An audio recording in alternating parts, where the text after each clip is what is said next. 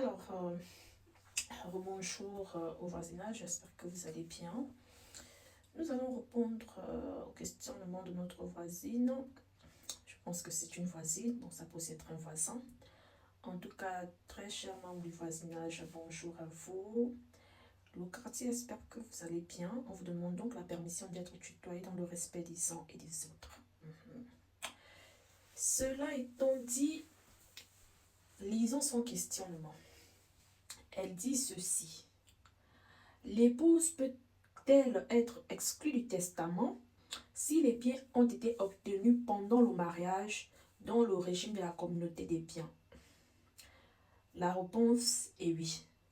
J'ai déjà fait une vidéo, je crois que c'était l'année dernière, où j'ai expliqué que un monsieur peut rédiger son testament et laisser tous ses biens à ses enfants, tout en excluant l'épouse. Ça, c'est normal et c'est légal en droit. Par contre, ce monsieur ne peut pas mettre, par exemple, rédiger un testament et dire « je laisse tous mes biens à mon épouse ». Non, non, non, non, ça là, non.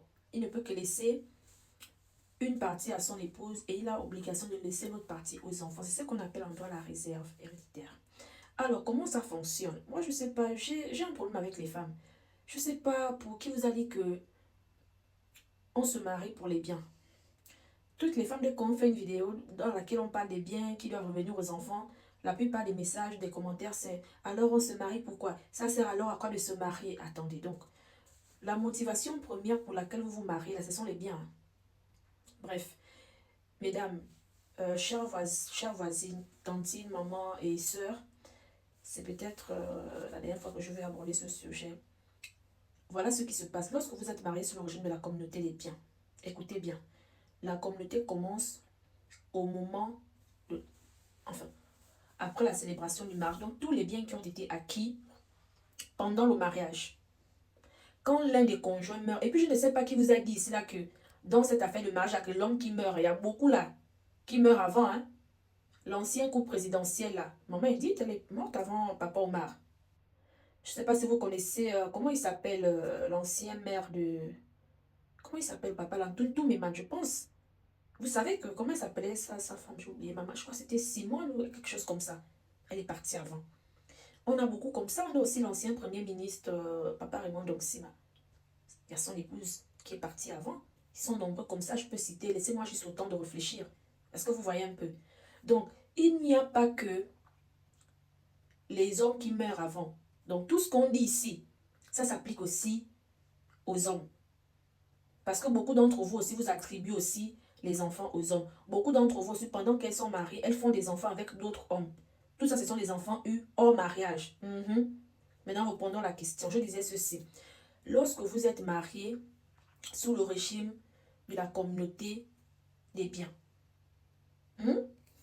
et que l'un des conjoints meurt, le Code civil dit que le conjoint survivant doit saisir le juge pour demander la liquidation de la communauté. Liquidation de la communauté veut dire que on recense tous les biens que le couple a eu pendant le mariage. Donc, si le tonton avait les Range Rover avant le mariage, les terrains avant le mariage, je sais pas moi, les maisons avant le mariage, ça n'entre pas dans l'actif de la communauté. Non, hein? Parce que où vous êtes assise là, le fonctionnement de la communauté, même là, beaucoup ne savent pas. Il y a des gens qui peuvent se marier et durant leurs 20 ans de mariage, ils ne vont acquérir aucun bien commun. Ça aussi, j'ai expliqué, mais je vais revenir là-dessus. Donc, tous les biens que chacun des conjoints avait avant le mariage, ça ne tombe pas dans l'actif de la communauté. On recense seulement les biens que vous avez eus pendant le mariage. Donc, on recense les biens, on recense les dettes.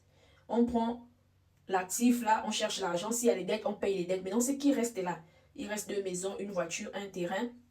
On va diviser en deux. On va trouver un processus pour diviser en deux. Donc, une partie pour madame, une partie pour monsieur. Maintenant, la partie du tonton, les biens qui vont venir au tonton. On ajoute les biens que le tonton a eu avant votre mariage. Il avait peut-être déjà 3 terrains, 4 voitures, je ne sais pas moi, 75 millions en banque là-bas. On additionne ça. C'est ça là qui fait le patrimoine du tonton décédé. C'est donc son patrimoine-là qui va rédiger un testament en disant que je laisse l'ensemble de mes biens uniquement à mes enfants. Point. testament terminé, fait à Libreville, tel jour, affaire finie. Donc, quand il met ouverture de la succession, il y a un notaire qui vient vous dire que le type qui est parti là, il avait laissé un testament. Donc, on a rendez-vous. Ici, on viendra le mardi ou le mercredi à 10 h. Il faut que tel et tel soyez là. Quand le notaire vient, il dit voilà le testament que tonton tel avait laissé. Lecture. On commence, moi tel. Je dis que je laisse l'ensemble de mes biens uniquement à mes enfants. Parmi mes enfants sont mes enfants. Donc, les 2 ou 3 enfants qu'il a eu avec vous, si c'est un enfant, il cite les noms.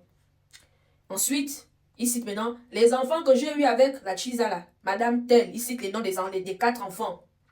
Peut-être qu'il a encore eu 2 autres enfants avec une autre femme là-bas, il cite les noms. Une fois qu'on a fini de citer les noms, maintenant, il commence la répartition. Le grand terrain qui est à Libandeng, c'est pour Bibang Josias. Le petit terrain qui est à Sameton, c'est pour Moussavou Aubin. Le terrain qui est à, on va dire quoi, au PK13, à Bikele, c'est pour Oyan Sandrine. Les 2 voitures qui sont là seront mises en vente. L'argent sera divisé à part égale pour tous mes enfants. Dans mon compte bancaire, il y a ce jour à peu près 80 millions. Les 80 millions seront divisés à part égale parmi mes... divisés pour mes 8 enfants. Donc, s'il a 8 enfants, il a laissé 80 millions. On donne 10 millions à chaque enfant. Oui. Donc, la réponse est oui. Il peut vous exclure de son testament. Et ça, là, c'est pas nouveau. En droit gabonais, les hommes le font maintenant. Est-ce que c'est bon? Est-ce que c'est bon? Si ce n'est pas bon, pas de problème. Laissez les questions en commentaire. Les questions supplémentaires ou complémentaires en commentaire. Quand j'aurai le temps. Je dis bien, quand j'aurai le temps, je vais répondre. Ça ne sert à rien de m'écrire plusieurs fois. Il y a des gens qui m'ont écrit, ça fait des années. Moi, je travaille, je n'ai pas le temps de venir m'asseoir pour regarder tous les messages, pour lire et répondre, c'est du temps. Je ne suis pas payée pour ça. Ça, c'est un travail. Donc, quand j'aurai le temps, je vous répondrai. Sur ce, je vous souhaite une très bonne écoute de la vidéo.